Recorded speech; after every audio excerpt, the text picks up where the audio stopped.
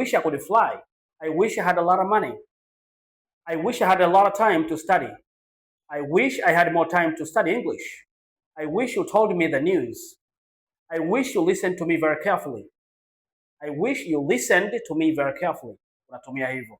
Wewe unatumia wish kuzungumzia mazingira ambapo ungependa kitu fulani kiwe tofauti kutokana na vile kilivyo sasa hivi, na unatumia wish.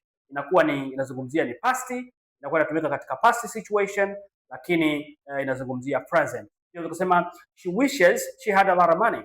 She wishes she had a lot of money. She wishes she had a lot of money. Tunga sentensi ukitumia wish katika sentensi hizo, mimi nitaangalia na kusahihisha, na kama unahitaji mafunzo ya Kiingereza, hakuna namna yoyote ambayo unaweza kujifunza Kiingereza kama sio kuja Planet English Club Super Language Space.